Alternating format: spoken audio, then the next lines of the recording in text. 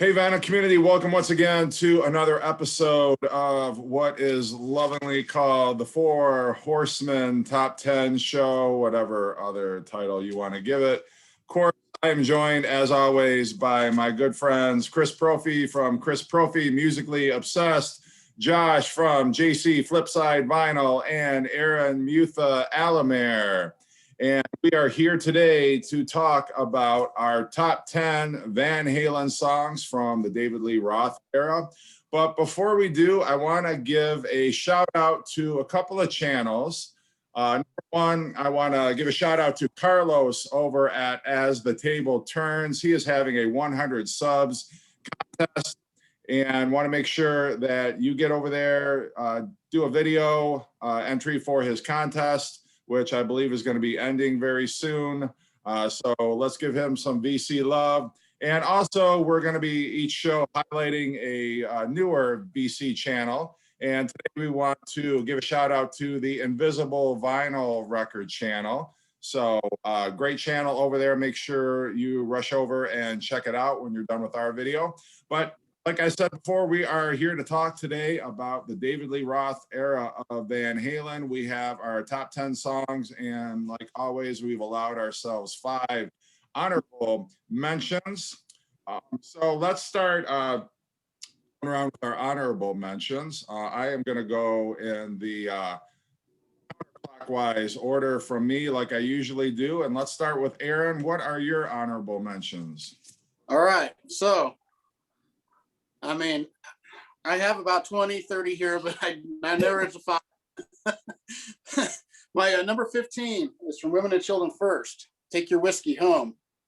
One of my favorite songs. I just love the bluesy start of it. And David Lee Roth, I'm a huge David Lee Roth fan, and I just love that song. I love how it kicks in, and it's just a really fun song, Take Your Whiskey Home. And at number 14, I know this might be on your top 10s. The opening track to their opening record, Running with the Devil. It's that bass. I just love that song. Never get sick of it. Amazing, amazing song, and a great way to start their discography. Number 13 from Van Halen 2, Women in Love. I think that's a highly underrated Van Halen song, and I just love it. It's just so infectious and catchy, and I love the lyrics, love the guitar, of course, and Women in Love. At number 12, on that one too. Sorry, what's up? I just wanted to say I love the harmonies on that track too. Oh, yeah, I just love it. It's Anthony's voice blends so well with the other. He's such an integral part of their sound and Van Halen's harmonies. But that song in particular, I really love. Yeah, it's always been one of my favorites on that record. And at number 12. Yep, I've got The Full Bug from Diver Down. Love The Full Bug. It's one of my favorites on here, of course, and it's just that attitude, and love that song. Yeah, anybody thinks Diver Down sucks, listen to The Full Bug, and then have that conversation. Yeah, Diver Down's got a few covers on it, but the originals on here are just amazing. It's like, this is one of my favorite albums to listen to when I'm drinking, actually. It just, I love it. And from the first one again, at number 11, almost made it. It was just a hair off, was Atomic Punk. One of their heaviest songs. I love it. The guitar is just amazing. And I just love the Atomic Punk. And it was very close to making my top 10. I was going back and forth, but just barely missed out. So there's my honorable mentions there. And those are all really great songs, but I have 10 I like a little better.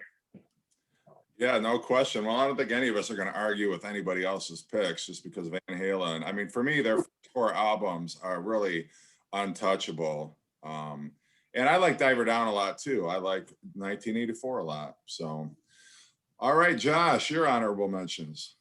So my number 15 would be House of Pain, which I think is one of the heaviest songs off this album. I think it really kicks ass. Number 14 is probably my most controversial because it's a 1-minute song, but it's Tora Tora. It's just an intro song, but it is Van Halen's Ode to Black Sabbath. And yeah, it's just absolutely killer. I don't have that on vinyl. I need to get it. My number 13 is Dead on Arrival, which is just a completely kick-ass, amazing song on Van Halen 2. It was hard that I couldn't believe it didn't make my top 10, but that's how many great songs this band has. And then Beautiful Girls. So 2 off that album back to back. And then my number 11, let me make sure I'm doing it right. 15, 14, 13, 12, yep, 11, Hang 'em High or Dive Her Down, which is just a completely like rocking heavy song. It just kills. And like you guys said, the originals on that album are fantastic. Was Hang 'em High a leftover from their first album sessions or those early demos and tracks that they had done?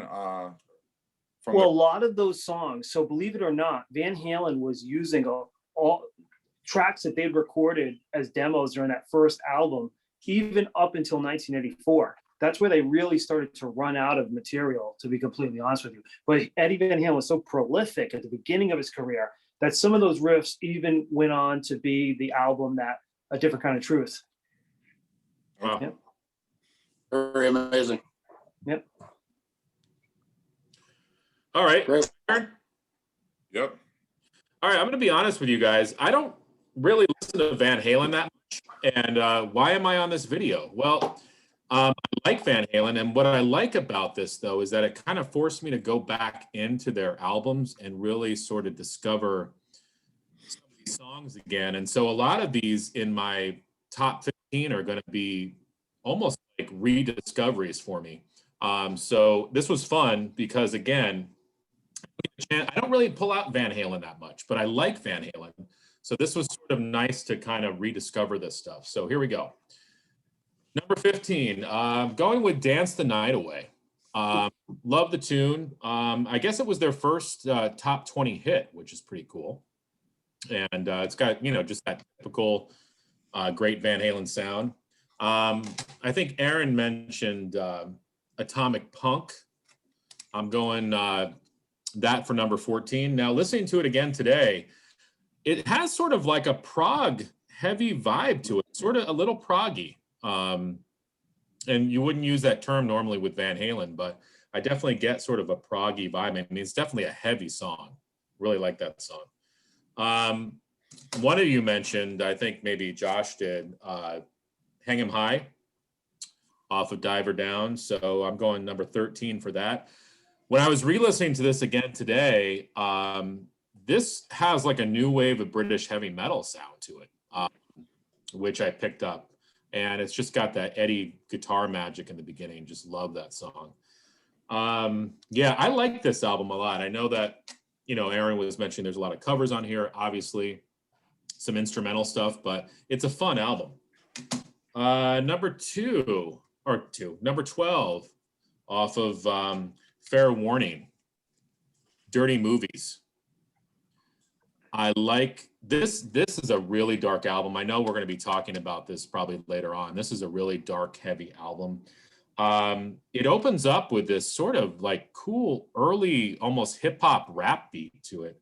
The bass from Michael Anthony is really prominent in that tune. I really, really like Dirty Movies. As like you guys said, it's really tough. Like a lot of these could have been in the top 10, but because they have so many great songs. And number 11, I think Aaron mentioned this, Running with the Devil. I think the only reason why it didn't make the top 10 is because I hear it on the radio all the time. It's like the one Van Halen song, except for the stuff maybe off in 1984 that you hear quite a bit. So again, this was fun for me because it kind of forced me to go back into their albums and really rediscover songs maybe that I wasn't as familiar with. So, it was fun. All right. Well, my number 15 is going to be off Dive Her Down. Where have all the good times gone? And I like it not because of the music. I like it because David Lee Roth sings it amazingly.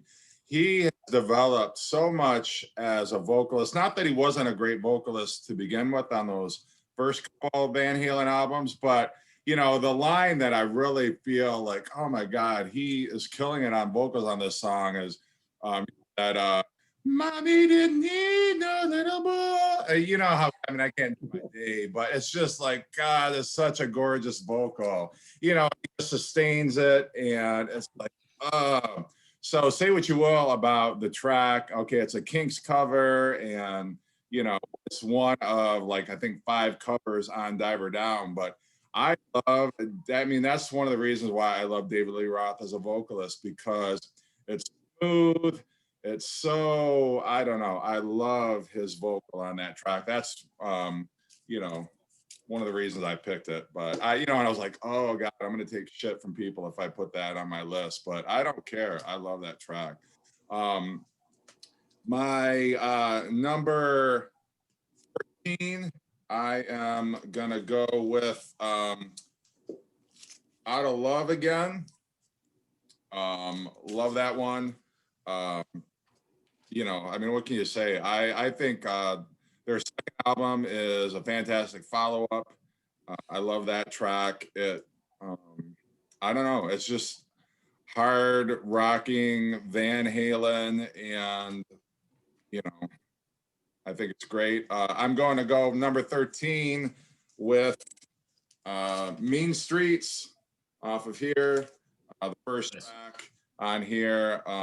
You know, like you say, this is a very dark album that sets the tone right here, you know, talking about, you know, the mean streets of, I don't know what town they're talking about, but, you know, right off the bat, you got like, okay, this is going to be a more darker, serious kind of album, and tackling more serious material or topics than they'd ever really, you know, tackled before.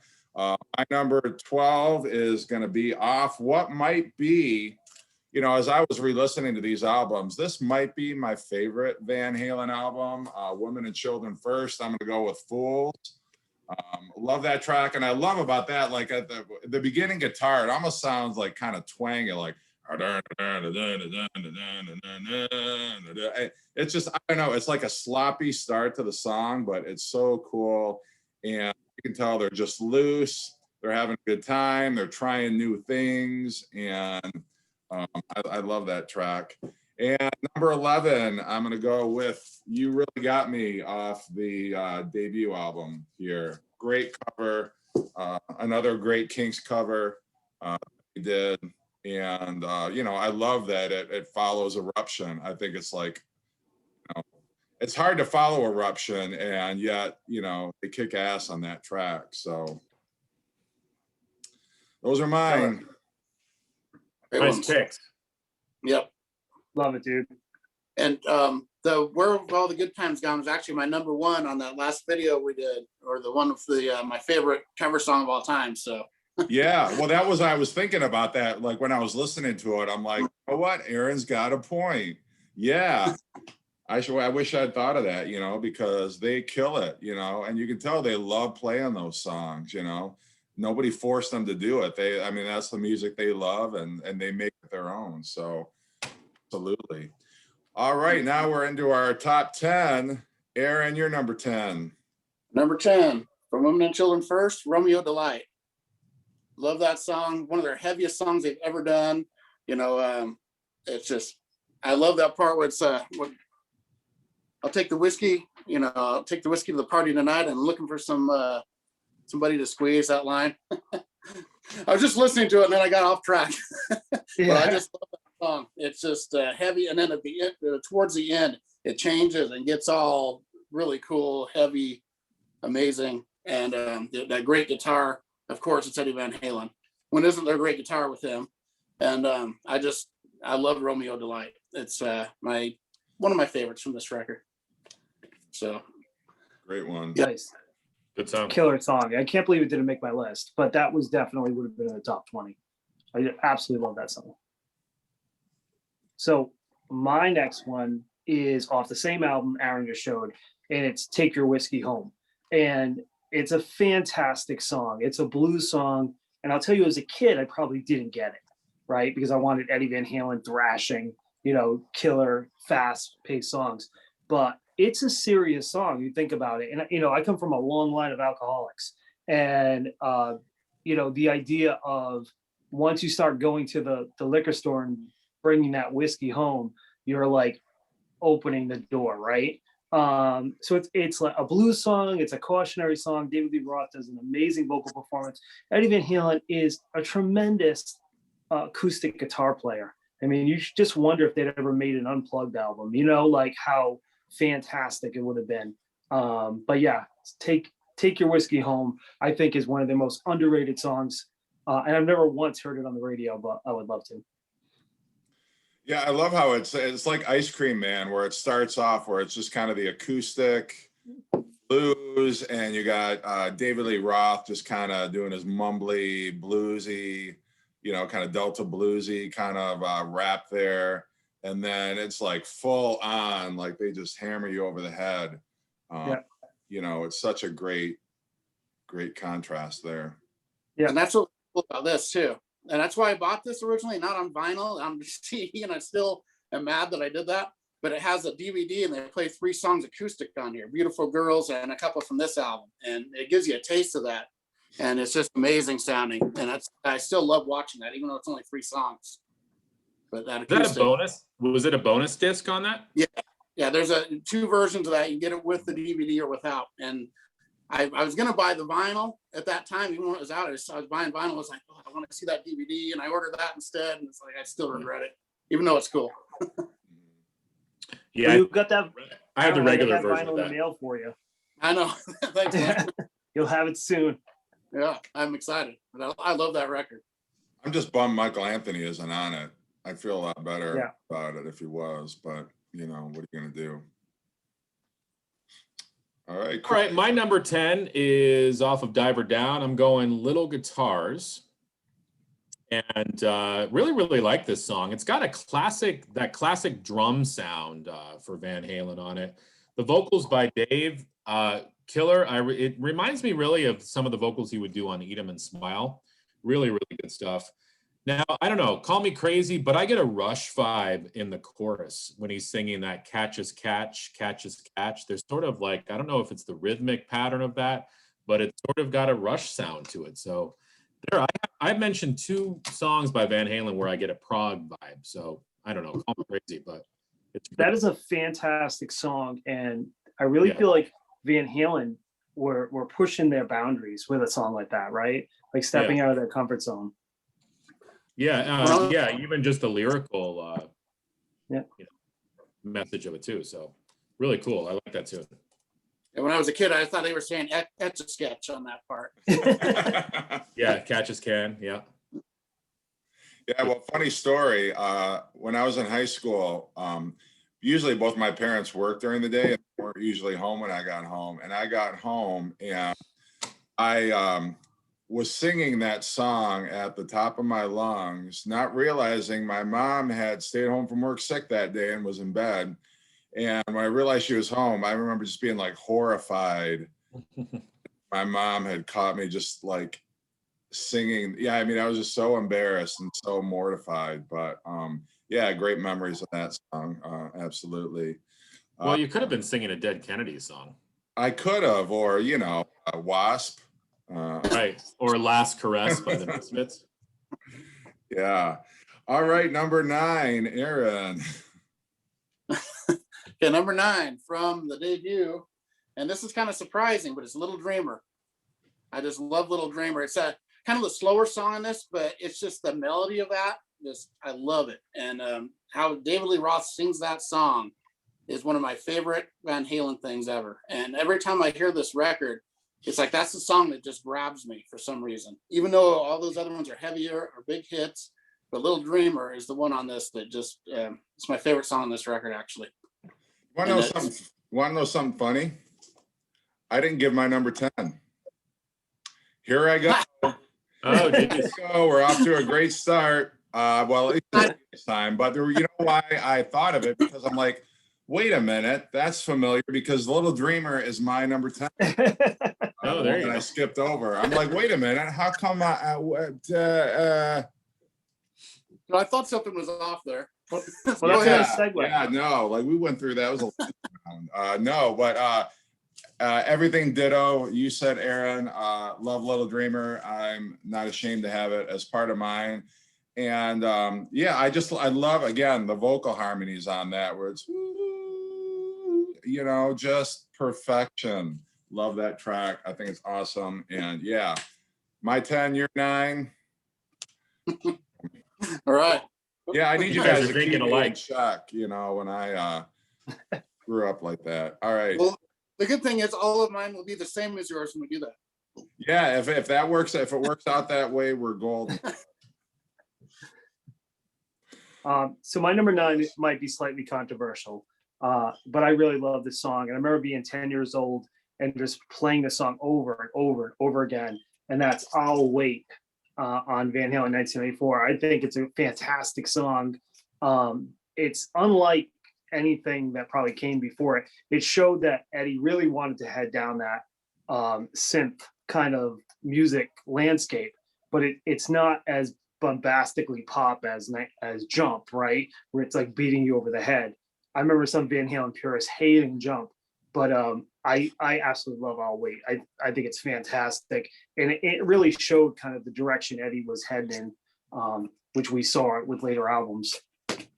I remember hearing that on Casey Kasem's like top 40, whatever, you know. So I know that was a single, and I mean, it must have charted in some, you know, form, and I don't know how high it got in the charts, but yeah, no, I love that. In the same way, I love In Through the Outdoor, you know, Led Zeppelin's last studio album. Some of the, you know, like it reminds me of like All My Love, where it's like, oh, it's like totally a synthesizer kind of a track, but it's a heavy synth, you know, and as you got kind of like it seems like the backwards cymbals kind of in that intro, and the womp womp womp womp womp womp, and then you know, it's great drumming from Yeah, it's almost like a Phil Collins, like In the Air Tonight type of vibe that song has, and David Lee Roth does it perfectly. Yeah, like it's so. I was gonna.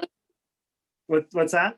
That's what I was gonna point out. So that the best part of that song is the drumming. It's just so amazing. Yes. That's my favorite Alex Van Halen drumming songs ever, and it's on a slower song.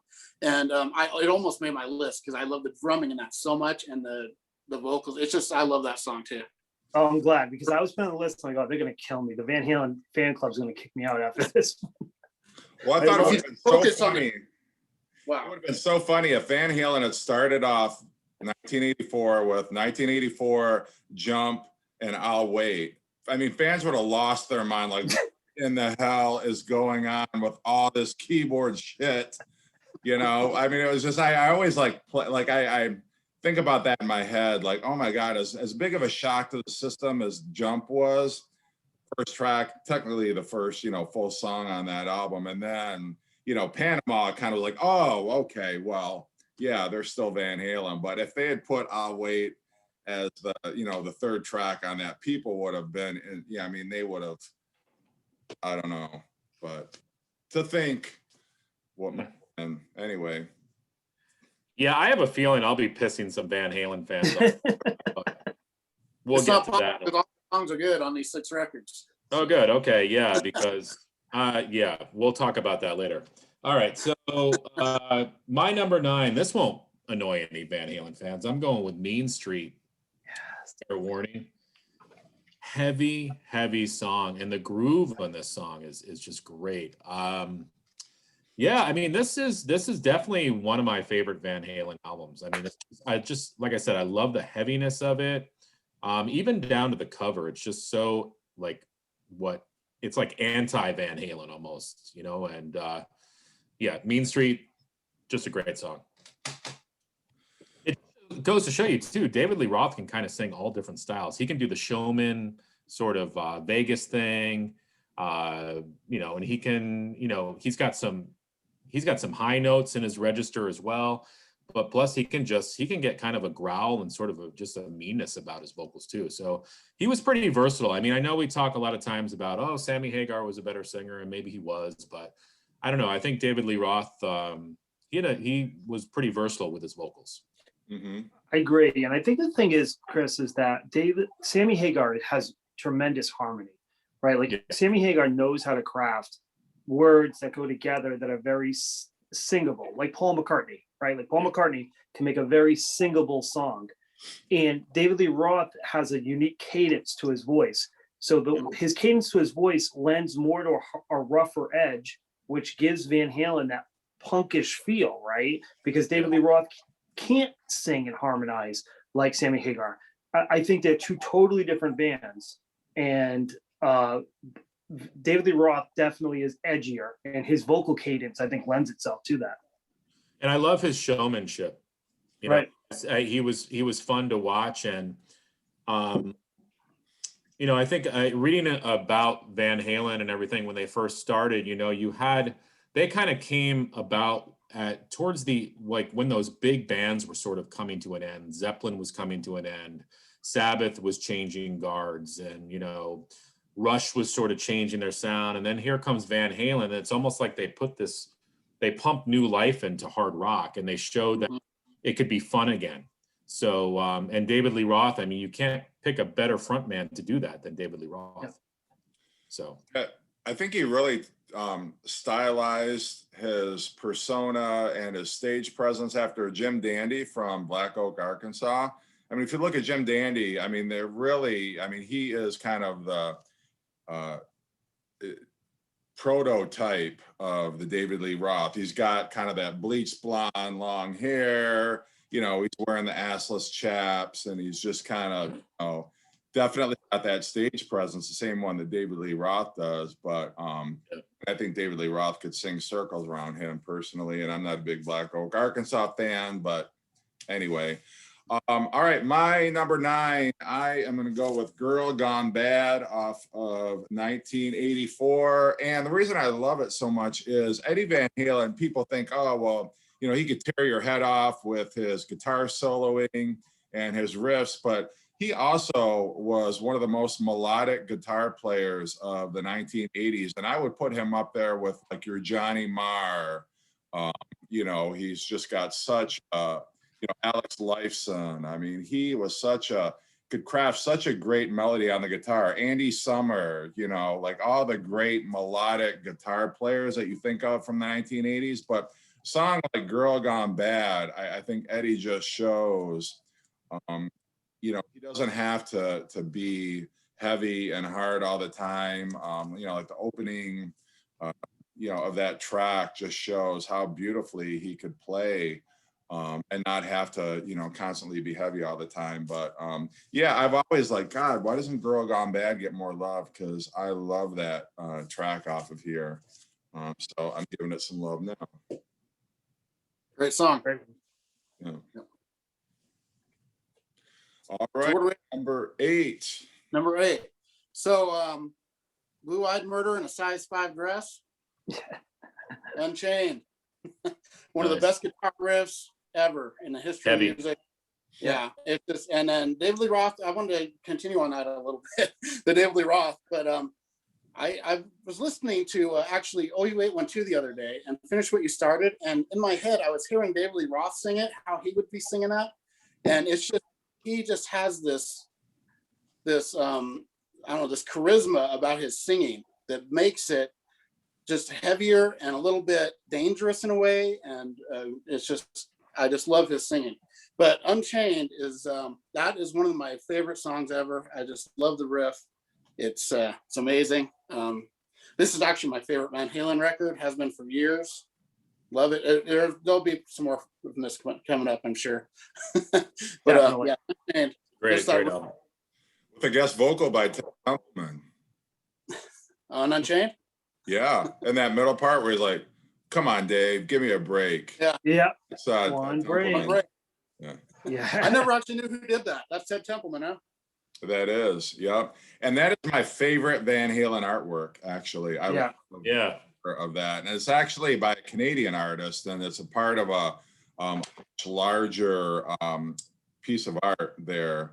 I think they actually kind of made I mean, it's more condensed what you see there, but yeah, it's great. I love it. I feel it fits the songs on that album so well. It's my favorite. Yeah, I mean, should have been a gatefold because that picture. Yeah, so cool. no, Yeah, you're right. Completely. What was their thought process behind this album? Did they consciously go into the studio wanting to write something darker, or what was do we know about the history of this album? I don't. They were pumping out albums so quickly back then. Yeah, but it was just such a change in sound, though, and I think Eddie wanted to do something a little more serious instead of the more joke type songs. Not joke, but like Ice Cream Man, stuff like that. Beautiful Girl. They were a little more serious on purpose on this one, and it ended up being a heavier record. And it's my favorite. Like I said, I love this album to death. I just love it. Every song. Yeah. I agree with you, Aaron, that I love every song on this album. My next pick is off this album. Unchained will come up later, but Mean Streets is just fantastic. Chris said everything about this song that should be said. It's probably one of Eddie Van Halen's best opening guitar licks, where the song just instantly grabs hold of you. I love it. And you guys are so right. This album is perfect. The album art is perfect. And it would definitely be the one or two in my Van Halen Roth discography. And this is where I start to annoy people. It's because, okay, so I got into Van Halen with this album. I love this album. I love the hits off of this album. I mean, call me, I don't know, whatever, but I'm going with number 8. I gotta put Panama on here. I love that song. Every time I hear it, it's just a great song. I just, I'm a kid, like, we're all similar in age. I love MTV. I loved watching the videos. I love watching David Lee Roth just jump around like a crazy lunatic. And Panama was a great video. So you started to match the sound and the look. They started to go together, and it was exciting as a kid to watch that. And I mean, Panama is just a great song, just a powerhouse chorus. I don't know. I mean, I can see where like somebody who was really into Van Halen from this album, like Jeff was mentioning, oh my God, we got keyboards all over the place with this album. And definitely it was like a more commercial type sound, but I don't know. I mean, maybe if it wasn't for this album, I wouldn't have gotten into Van Halen. So, I mean, Panama has to be for me. You don't have to explain yourself. Panama is very high on my list. And I think it's a fantastic song. And, yeah, because as I was compiling this list, like as I said to you guys, I'm not the biggest Van Halen fan, but I like Van Halen. But as I'm going through this, I'm like, oh man, I'm picking a lot of the hits. No, man, that's a great These song. guys are gonna kill me. But when he's like, I lean back, and he's describing driving the car. I get so pumped when I'm driving and I hear that song. I'm just like, yes. Yeah. And I know. I was just going to say, I know the keyboards aren't prominent on that song, but I love keyboards. So I think it added a nice texture, a difference to sound, and it was a nice, I don't know. I dug it. Plus, I love that 80s sound. In 1984, that album just has that, typical 80s sound to it. So, and I know we'll get into this next week, but I feel bad for Sammy Hagar, because I think Sammy Hagar got all the abuse of the Van Halen change in sound when Eddie Van Halen really wanted to go in that direction. But go ahead, Aaron. What were you gonna say? The keyboards actually started on this record. Most people don't know that. Well, see, I knew that, but no, I'm just kidding. I did not know the that. first track, that weird sound, that's actually his first keyboard thing he did that Eddie Van Halen was doing. That whatever that in the Cradle of Rock. Yep, on the Cradle Will Rock. The intro of that is the first keyboard introduction in Van Halen, actually. It was a genius move. I mean, look at Rush too. I mean, Rush in the 80s, the keyboard was more prominent.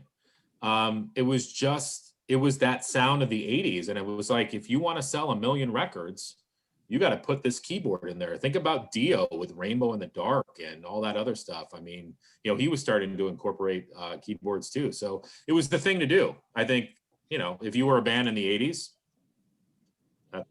that's what you Maiden eventually added keyboards.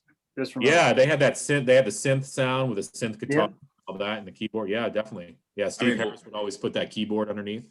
Black Sabbath on Sabbath, Bloody Sabbath. Yeah.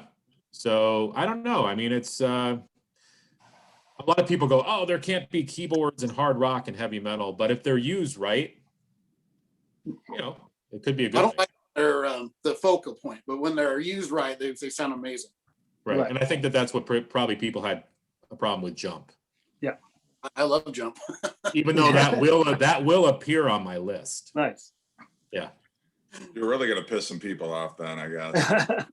Well, yeah, that's what I figure. I'm gonna, I figure, most of my videos now are either gonna be VCLT or contest videos, and then that with what I'm saying tonight on Van Halen, see what happens. All right, well, mine, I'm going to go in a completely opposite direction. Had to put this song on here somewhere, and I've got it nestled right here towards the bottom, but it could easily be at the top. I got to go with Eruption off of the debut album. I mean,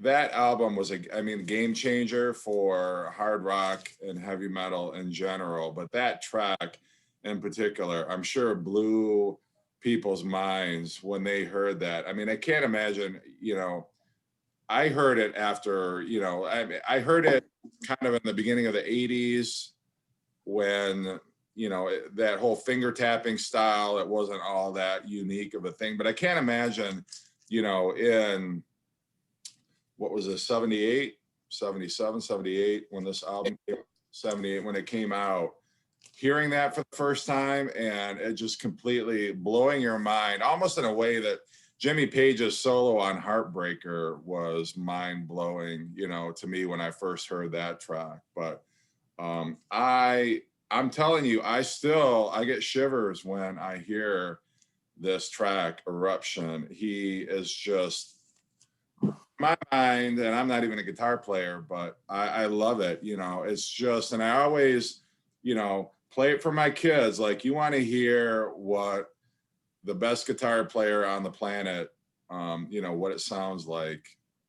It's just, I get goosebumps right now. I'm not even listening to the song. Just talking about the song, it's making me emotional. But yeah. Well, you're right. I mean, once he started finger tapping, then everybody started finger tapping. Mm-hmm.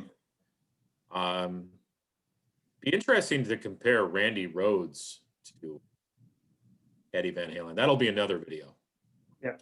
Guitar. Well, yeah, we'll do guitarists. Yeah. Mm-hmm. I actually think that one of the most underrated guitarists, not that we're going to go down that road, is Tom Morello, just because he, like Eddie Van Halen, completely changed. He took Eddie Van Halen, not that he surpassed Eddie Van Halen, but he added something new to it where he could make it sound like so many different things, whether it be scratching of a record to, yeah. I think that's what's going to be, that'll be interesting with that video though, because there's so many different types of styles of guitar. Like, even if you talk about Iommi, like, we don't think about Iommi for solos, we think of it more with riffs. Yeah. But that's what's going to be interesting because I think that'll be a good topic for us. But just to discuss the different styles of these guitarists and what they added to the music. Well, I remember, when I was younger, my dad had Frampton Comes Alive, and he used to sit me down and say, listen, and he'd have that guitar, that solo part from Do You Feel Like We Do, where he's doing like the mouth guitar thing, and he's like, listen to this. This guy is making a guitar speak. And I would just like, oh my God, how is he doing that? And that's like what I do with my kids now. I sit them down and I'm like, listen to Eruption. Believe, and just like trying to get their jaw to drop like my jaw dropped, the first time I heard Peter Frampton.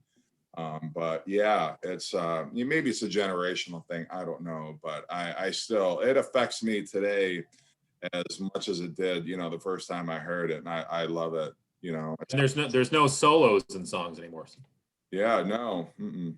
Yeah. So. All right. And number 7. Are we sure? Mm-hmm. All right. I guess. Did I do my number 8? Did I do my number 8?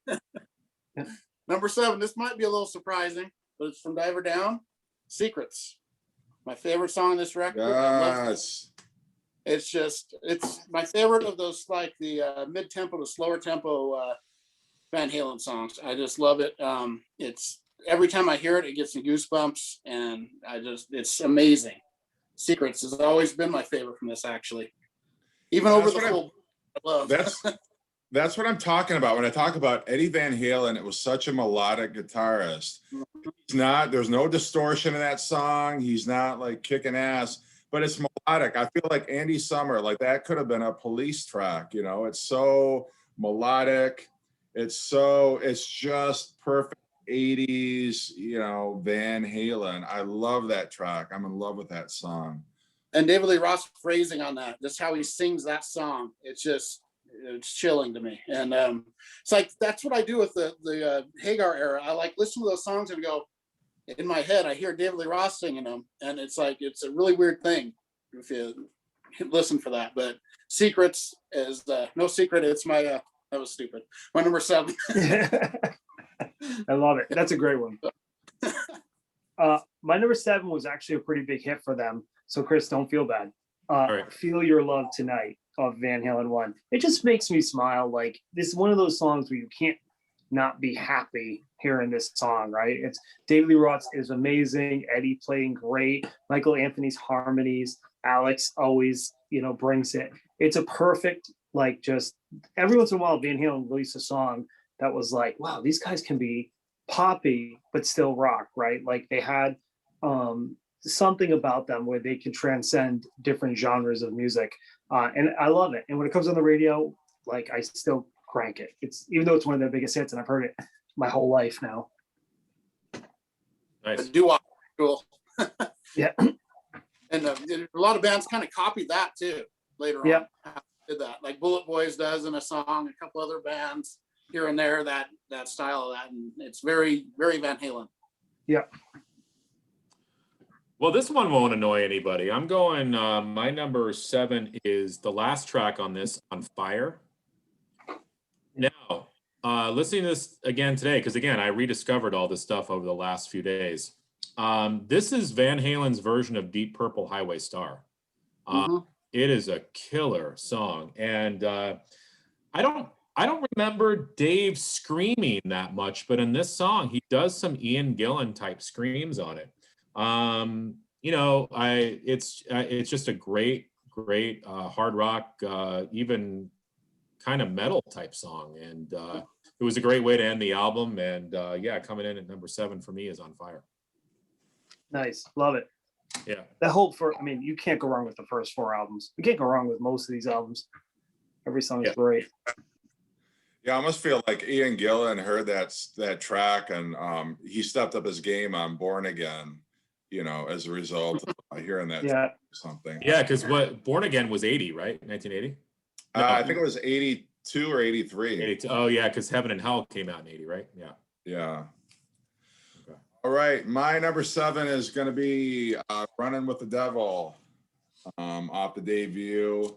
And I love how it starts, just that wah, wah, wah, wah, wah, wah. And then like that little kind of, I don't know what it is, where he's like at the very bottom of the fretboard, like the tinkling of whatever. I'm not a guitarist, so I'm only speculating on how he played that particular track, but it's just a great vocal. And, there was kind of going around the internet was Dave's isolated vocal track from Running with the Devil. And, where you hear him whoop and scream and screech and stuff, hearing that in isolation, is one thing, but David Lee Roth was a fantastic vocalist. That is a great, I think it was a single off that album. If not, it should have been, but a quintessential early Van Halen. It's a great, you got the devil in there. You got just kind of the working man theme behind it. I don't know. I love it. I think it is, for me, one of the songs that defines Van Halen, and I love that record. Great song. Absolutely.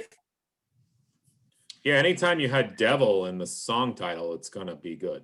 So For first song they ever. yeah. And didn't Van Halen open up for Sabbath? Yeah, they did, I think. Mm-hmm. Yeah. It must have been the Never Say Die tour? Yeah, I think it was. You're right. Yeah. That would have been crazy because by that point, Sabbath was tired. And again, I like Never Say Die, that album, but by that point, I think they probably just got on stage and just, all right, let's just get through this freaking show. And Van Halen opens up and they're just this youthful energy. That must have been crazy to see. Yeah, to use an analogy, in Rocky 3, you know, Van Halen was Clubber Lang and Black Sabbath was Rocky, just kind of drunk out there in the ring, getting clobbered, staggering around, you know. And then when they got Ronnie James Dio, it's like, yeah, round 2, bitch. Yeah. That movie, I'm gonna clock you, you know, and all, you know, I got, you know, whatever. So anyway, yeah, but that had to have been a mind-blowing tour for sure. Oh yeah. Whose turn is it? Who's up? Aaron. I think All it's me. All right, Chris, you're gonna be happy with this one. Panama, number 6. Nice. Yeah, it's just when I think Van Halen, that's one of the first things I think is that guitar riff, and especially that breakdown, like you're talking about with ease the seat back, all that stuff. Yeah. It's just, I've never got tired of Panama. It's actually my only song from this that made my list, and I like almost had Top Jimmy on here or House of Pain, but I just think Panama is my favorite on here. It's just such an amazing song. Like, you know, it's Panama. Yeah. Glad to see you still have the hype sticker on that too, Aaron. Yeah. Well, this year is the 30th anniversary. It's a the 30th anniversary. This sounds better than the original copy I have. Oh, okay. If you ever see this version, the 30th anniversary version, buy this one. It's amazing. It's just comes right out of the speakers. It's by far the best pressing of this I've heard. All the Van Halen reissues have been cut from analog. They're all audiophile, but they don't have the audiophile price. So if you can find any of the reissues, they're totally worth it. But this one here, especially, I have a couple of the other ones that aren't quite as good. This one's the best represses that I've heard. And I put this one on, I'll put the original on, and this one is better. It's like surprised me when I got it. Nice. Really good. So my next one has been said multiple times. So I'm going to say something completely different about it. It's Running with the Devil. And for those of you that don't know, there would be no Megadeth if it wasn't for Running with the Devil, because Dave Mustaine was sitting on his couch and the apartment above him was David Ellison playing that opening bump, bump, bump, bump. He just kept playing it. Dave Mustaine went and knocked on his door and said, "Will you shut the F up?" And then went back downstairs. 10 minutes later, Dave Ellison went downstairs, apologized, and asked him if he wanted to go get some beer. And they became friends and formed Megadeth. So Running with the Devil essentially led to the creation of Megadeth. There we go. I've actually heard that story before, forgot about it. That's really cool. You brought that up. And you learned it first here on the Four Horsemen. Or also known as JC and 3 other guys. Yeah. Be quiet. All right. So, you know, is it my turn? All right, here we go. Number 6. This is my only song off of Women and Children First. I know Aaron said this is his favorite. Or one of you. No, you said Fair Warning was. Who mentioned? Oh, Jeff, did you say? Okay. Yeah. I'm going with And the Cradle Will Rock. I love that song. It's listening to it again, just headbanging to it. It's heavy riff. I hear it on the radio, but I'm not as tired of it as like I like Running with the Devil, but I think I like And the Cradle Will Rock a little bit better. Great opening to the album. And yeah, surprise, surprise, it's the only song I picked off of this album. Maybe I need to listen to this album more. I don't know, but great song though. All right. Well, my number 6 pick, and this is a song that actually has been used in the Life Alert commercials for seniors and they have a medical emergency and they need to contact somebody. I am talking about Somebody Get Me a Doctor. Yeah. Van Halen 2. Somebody get me a doctor. Love that, you know, and I damn, you know, and it's just, I don't know. I can't go into why I love this track, but it is just fantastic. The and then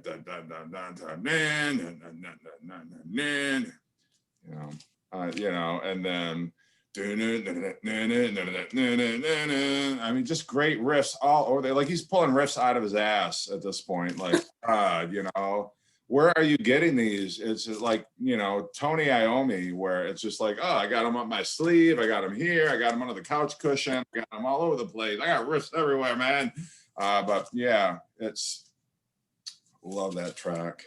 Damn it. And Tony Iommi had a great mustache too. yeah. You know what? I will tell you, I shaved tonight and I almost kept my mustache for this episode. I want to give back to the BC in a big way. Well, you seem like you would have a really thick beard too, Jeff. Like sometimes I'm like, dude, like it looks like maybe you shaved in the morning and by like 5 o'clock. Yeah, I do. Every morning I do. And if I don't shave again at 4 o'clock, then I'm like, I think you should grow that beast out. Grow it out. Yeah. Don't tempt me. Don't threaten me with a good time. I will certainly grow out my beard for you fellows. Someone get Jeff a doctor. Yeah. Another cool thing about that song is that a lot of times they let Michael Anthony sing that one live, which is really cool. Yeah. Oh, really? Mm-hmm. And Awesome. he does a great job on it too. He's a very underrated singer. Yeah. He really added a lot to the Van Halen sound. His vocals. Yeah. Well, and he seems like such a cool guy. Like how, why would you kick him out of your band? I don't know all the stuff that went on, but I don't know. Michael Anthony seems like such a cool dude, but whatever. They still play Hagar and stuff. I mean, he's got he's probably a really cool guy. Yeah. All right, now we're at number 5. Yep. And it's one of the most blistering guitar songs of all time. Light Up the Sky, number 5 for me. The first song on the second side of Van Halen 2. It's actually my second favorite Van Halen record after Fair Warning. I love Van Halen 2. The Light Up the Sky, just that guitar work that is just mind blowing, and just maybe their fastest song. It's nonstop greatness from the whole band, and Dave again is amazing on it. And I don't know if anyone else has that on theirs, but Light Up the Sky, number 5 for me. Great song. Great song. My next one has been mentioned multiple times. It's Little Guitars. Just love that song. So yeah, I don't have any tidbits to that one. There was no formation of Thompson Twins because of that song. Little Guitars from this? Yeah, Little Guitars. I love it. Great song. Yep. I am so nervous. This video is making me really nervous because this song pissed. Oh my God. Piss people off. Here we go. Now, and again, you guys know I like everything, but number 5, Jump. I gotta go Jump. I love it. I love it. I don't care. I like the Thompson Twins. I like keyboards. I like the Smiths. I like Depeche Mode. I like Jump. I mean, if it wasn't for Jump, I probably wouldn't have liked Van Halen. I was 10 years old. I mean, can you blame me? And it's just a great keyboard riff. I know like Van Halen purists are probably like, oh, that song, it sucks. How could they do that to our blessed Van Halen? But I don't know. I love that song. It comes on and it just brings me back to my youth. And I don't know. I love it. It's got to be in my top 10. It's a great song, dude. Don't beat yourself up. So kill me. I don't know. Whatever. Now, if anyone was singing that besides David Lee Roth, he made it kind of have an attitude with the keyboards even. He just gave that attitude to it. And I love that song. And I didn't quite make mine, but there's nothing wrong with Jump. It's a great song. And I might knock myself down a few more pegs here. Like, I love the Final Countdown by Europe too. I mean, I know it's got keyboards and it's so overplayed, but I love that song. So I don't know. There you go. Number 5, hate me or like me, whatever. Well, if I really wanted to piss the fans off, I could go with Big Bad Bill for my pick. If it would take the heat off you, Chris, I'm willing to substitute that for. I mean, I almost put Pretty Woman on here. I like their version of that too. With the intruder. That Yeah, intro intruder is amazing. And maybe this might piss Roy. I'm pissing everybody off tonight. Roy Orbison fans, it could rival that original version of that song. They do a really, really good cover of it. Mhm. It's iconic. Yeah. Like I said, their cover songs are better than the originals. Yeah. And we Well, could I'd have to go with Intruder right into Pretty Woman if we were going to do that, because I feel like it's such a great lead into Oh Pretty Woman. But I am going to dive her down for the pick. I'm going to go with The Full Bug, which I know you had on your honorable mention, but goddamn, that song swings like you wouldn't believe. I mean, it's just got such a great rhythm to it. You know, and I love that just David Lee Roth sings it fantastic. Best part of a man. I mean, I love that whole little hook there, the vocal hook. Everything about it is just, I mean, it's got such a great swing rhythm to it. And like you say, album, and I'm not ashamed to say it. I love Dive Her Down. I don't care, Van Halen fans, you can give me the finger, you can, you know, shit all over me in the comment section, but I am telling you, Dive Her Down is a fantastic album, and Full Bug proves it.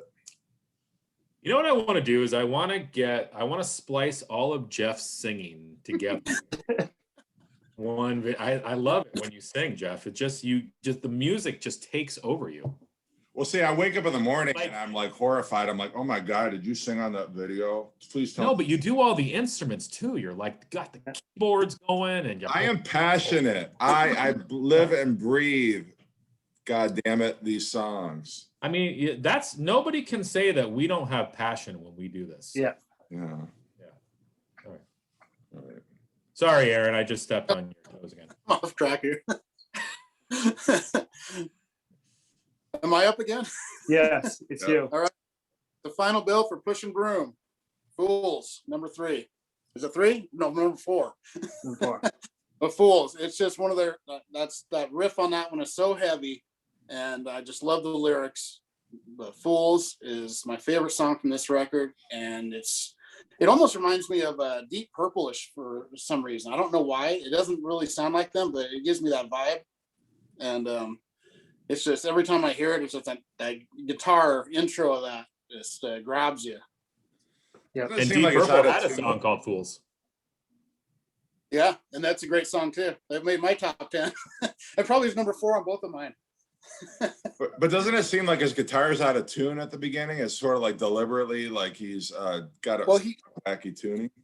Yeah, and he down-tuned to play for David Lee Roth's vocal style, and that's why they sound so different, because he down-tuned for it, and that gave it a heavier, grittier edge to the old Van Halen with David Lee Roth. Because yeah, that's the main difference, is Eddie Van Halen's guitar tuning, I think. And then, you know, they went a lot more keyboard, but it was just that gave it the heavy, gritty edge. Was just that heavy sound that I love. Yeah. And Fools is by far one of their heaviest. Yeah. All right, guys, my next one is also a huge hit of theirs, Ain't Talking About Love. And I think that this is the quintessential difference between David Lee Roth and Sammy Hagar. Is David Lee Roth loves not talking about love, and Sammy Hagar took every opportunity to talk about love. But it's a kick-ass song.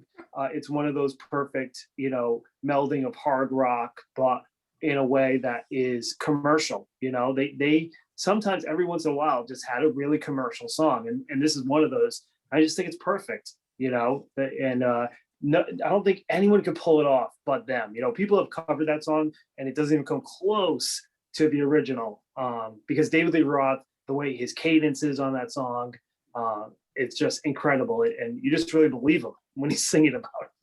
So yeah, Ain't Talking About Love, great one. That's swagger. Yeah, the swagger. You hit it, the swagger. People just don't have the David Lee Roth swagger. Please tell me you'll use that line again next week when we do our Sammy Hagar video. David Lee Roth ain't talking about love, whereas Sammy Hagar would use every opportunity to talk about love. That is my favorite line of the entire show. That was great. That's like you need to make a t-shirt out of that. I do. I'm telling you. I don't blame Well- Sammy Hagar. That guy loves life. Like, you know, Sammy Hagar enjoys every day to the fullest. And if that's the life you live, you might as well sing about it. Yeah. Yeah. Well, my number 4 has already been mentioned, so I won't talk a lot about it, but somebody get me a doctor. Need some help with that, Chris? Doctor! Yeah, I have to. I just like the song, so I don't really have anything groundbreaking to say, but you know. You guys are killing me. Somebody get me. Oh my God. I've fallen and I can't get up. I can sing Johnny Cash. I can't sing David Lee Roth. Yeah, it's hard. Who can? I mean, Yeah, I don't know. I don't think David Lee Roth can even sing. Not anymore. No. Okay. Oh, now we're in the top 3. Huh. Yep. Okay. Oh, wow. I'm sorry. Did I just step on Jeff again? Sorry. Yes. Oh, Yeah. no, Jeff still needs to give his 4. Look, if anybody's going to step on me, it's going to be me. I've stepped on me plenty of already for the one episode. All right. Is it Some Girls Are Bigger Than Others? Is your number 4? Yeah. My number 4, Happy Trails. No, I'm going to go with And the Cradle. Woo. And the Cradle. Cradle will rock. Rock. Yeah. I don't know what he said. Freaking fantastic. Love this track. You know, just kind of like, I remember we used to go to Sunday school, and we had one of our Sundays, we had this like religious tape, like anti-Satan music and music that corrupts, and it was talking about, this song, And the Cradle Will Rock. And can you believe he's talking about anti-parents and blah. And, that was the day I fell in love with the song. But yeah, it's talking about, like, hey, parents, you guys are screwing up your kids and give them a break. And it's all about rebellion. It's really like a punk song, not that I'm the last person to talk about punk out of this quartet, but still, it's just, kind of that themes of youth and rebellion, the stuff Kiss was singing about on Destroyer. And, I love it. And I love that guitar, that jump, that thing that they start off it's just like, oh, this is so freaking fantastic. But, How did the guitar go again, Jeff? hold on. That's actually keyboard though. Wait. My best impression of it. And then David Lee Roth's like, oh yeah. I Yeah. love the little, like you say, Jeff, like every once in a while, it sounds like glass breaking or something. Like, who knows what Eddie Van Halen's doing, right? Like Aaron says, it's a keyboard. We all think it's a guitar. And then David Lee Roth's making these little weird noises, like it's just killer. Well, and David Lee Roth, his little improvisation. Have you seen Junior's grades? Like stuff like that. Like, Yeah. Love it. All right. Now we're at number 3. Number 3. I think this is the first song that we've all had. Mean Street. Nice. First song on this. Just that guitar intro on that is just phenomenal. Yeah. And everyone's been talking about it. Like I said, all 4 of us had that. And that's pretty cool when that happens on these. Every once in a while we get a song where all 4 of us had, like, we had Tears Are Falling on the other one. But Mean Street. Yeah. Awesome. That's my favorite record. Love it. I agree with you though, Aaron. I think out of all the Van Halen albums, I think I listened to this the most. I agree. It's It's similar. classic. Every time I'm drinking beer, it's either that or Dive Her Down, it seems like. I don't know why. It's just, you get that beer, that buzz going, and it's Fair Warning, Dive Her Down. And the other ones I listen to before I start getting into that. And Well, we expect to see that next Tuesday then, Aaron. Yeah. Well, I can't play it on there. I'll get blocked. Oh, that's true. Yeah. So Yeah. here's a crazy thing. This shows how stupid I am. The reason why I do not own Diver Down is because I am desperately seeking a copy with the original hype sticker that's yellow triangle. It says "Oh Pretty Woman" because I had it as a child and I kept the hype sticker on as a child, and now I desperately want the hype sticker. I'm so stupid, but I should just go buy that album. But if you guys ever see it with the hype sticker, I'm desperate for it. All right, and Chris, to make you feel better, Panama is one of the greatest songs of all time, in my opinion. It kills. And when I was 10 years old, I only had 10 records. I had Kiss Alive, I had this, I had Frampton Comes Alive. I spun Panama so much that I think my parents banned it for a week. It's just a fantastic song. And I can't say anything else about it that Chris hasn't already said. I don't know. You were cooler than me, Josh, because when I was that age, I had Cyndi Lauper, She's So Unusual. I had Huey Lewis, Sports. I was lucky though. I had Jeff has a soft spot for Huey Lewis. I know. Yeah, I do love Huey Lewis, but I also had older kids in the neighborhood that would play me Anthrax and Metallica, and I wanted to be cool, so it's like I was like, yeah, let me listen, and of course I fell in love with it. But yeah, unless you're exposed to it, like MTV wasn't playing that music, so. Right. All right. Well, here we go. We're going to continue to piss off the Van Halen people. I don't know. Maybe this will. I don't know. Got to go Hot for Teacher. I know. I love the song though. I mean, and again, the video for me too. I know I keep mentioning the videos, but as a kid, I loved the videos for these songs. And I think it just enhanced the music for me. And the teacher was hot in this video. And the kid was hilarious. It just really showed Dave's showmanship again, that Vegas delivery. Love the drums in this song. I don't know. I just love the song. I mean, I don't know. You guys are more Van Halen fans than I am. I mean, do you like the song Hot for Teacher or? Love it. Yeah, the drumming in that song is absolutely fantastic. Oh my goodness. My friend was a drummer and I haven't seen it make anybody's list yet, but maybe, hopefully, I don't know, maybe it'll be one of your number ones. Probably not. You know what the problem is, Chris, is that their albums are so fantastic. It's hard. Every single one of your songs I love. It's just hard to put it in 15. Well, again, and you guys are more serious Van Halen fans than I am. So, I mean, obviously, if I'm putting Hot for Teacher at number 3, I don't know.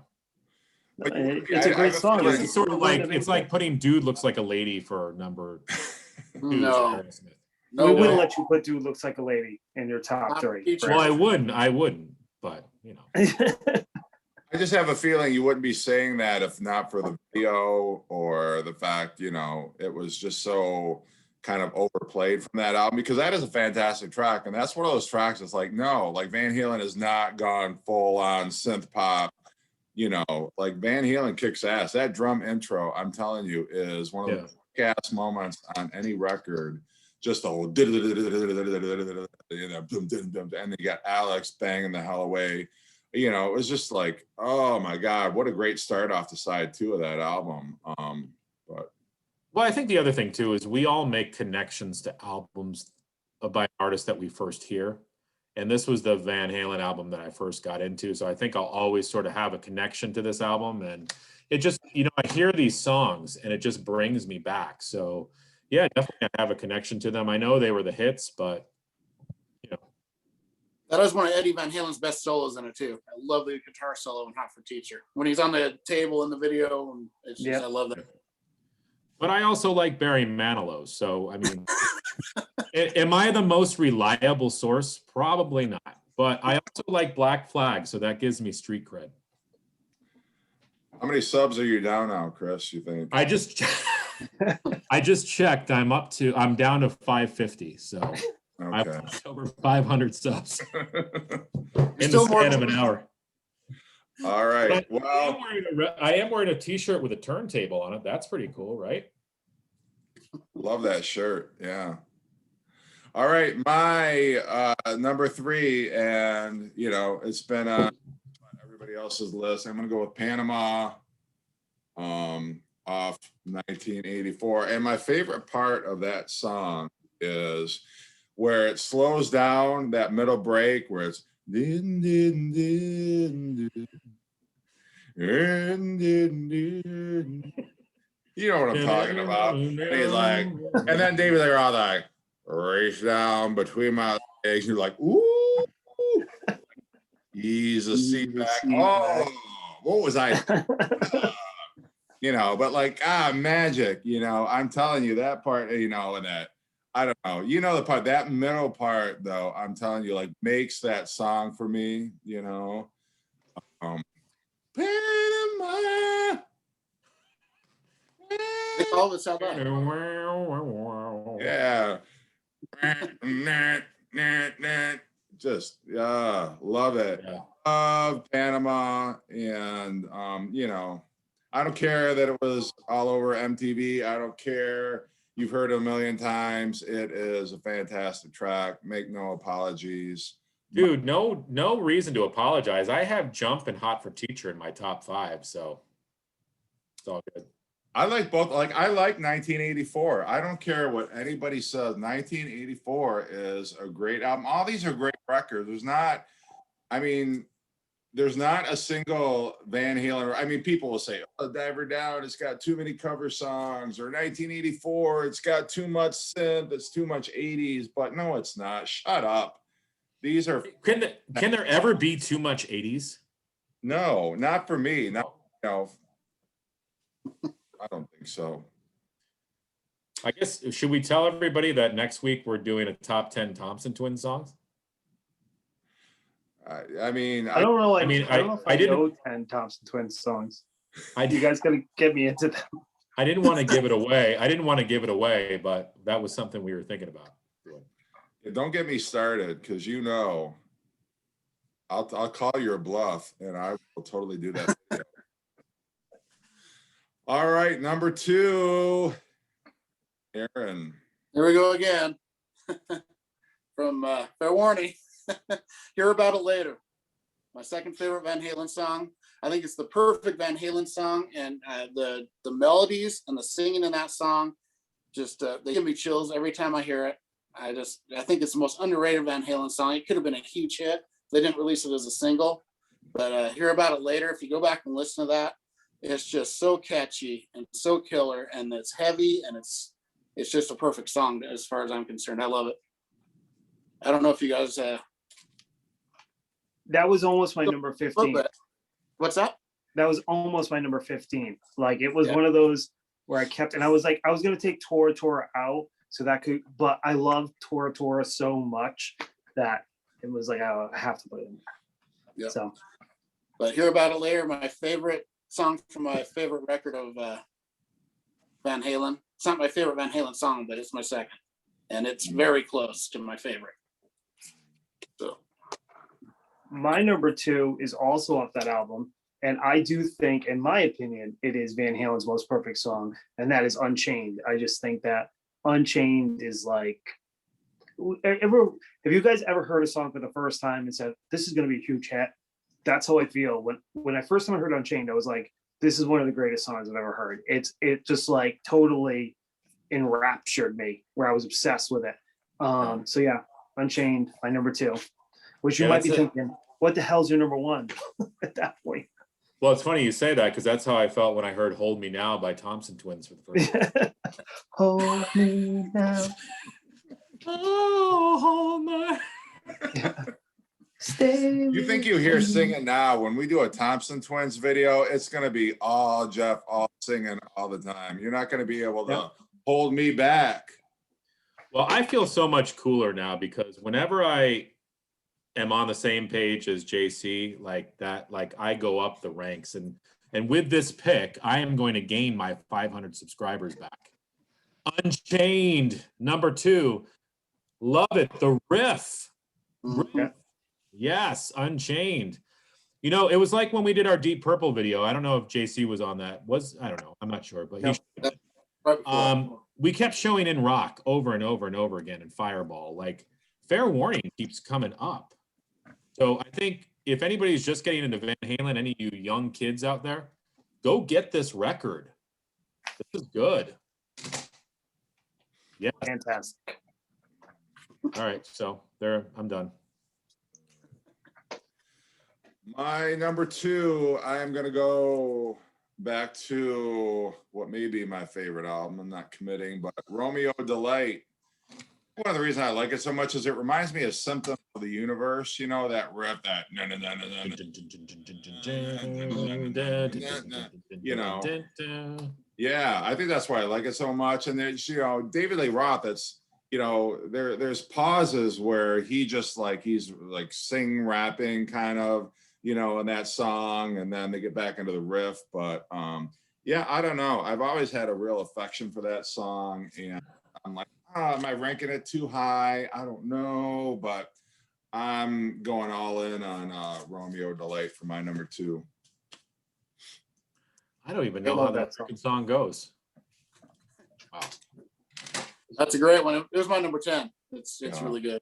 It goes no no no no no no no. Yeah. I've got my homework to do. All right, number 1. I am so anxious to hear your number 1 because I'm like, oh, am I the only one with this number? I guess I am. All right, Aaron. I don't think it's the same as you, but it's always been my favorite Van Halen song, "Dead or Alive," DOA. And I got to include Spanish Fly with it, the killer acoustic intro, and DOA just has that killer riff, and you know, it's amazing. Dirty Faced Kid in a Garbage Can, all those lyrics, they crack me up. And DOA has always been my favorite Van Halen song, and you know, for 30 years now. And every time I hear it, I just go crazy. I turn into Jeff. It started the Garbage Pail Kids craze, you know. Yeah. Yep, DOA. I'm pretty sure it's probably not everybody's favorite, but it's mine. I made my honorable mention. All right. All right, my number 1. I can't top what Jeff has already said about this Eruption. I mean, it gives me goosebumps. It really does. I've never, ever, ever gotten tired of Eruption, and it's just a masterpiece. So. All right, my number 1 is, it's been mentioned, but I'm going with Ain't Talking About Love. Just love that song. It just, to me, like, it just sounds like Van Halen to me. I love the riff, classic Eddie intro, just a great song. So Ain't Talking About Love. All right, for my number 1, I'm going to get some leg tonight. My number 1 pick, Unchained. My favorite Van Halen riff of all time. Fantastic song. You know, where they just kind of break it down and let Dave be Dave in the middle there, and he's just kind of off doing his crazy Dave shit, saying whatever comes out, you know, the top of his head. And you know, then they like, one break coming up, and you know, right back into it. I remember they had a video they pieced together from some live footage, Dave going crazy and swinging from the rafters and all, you know, that kind of stuff. But you know, this riff is just killer.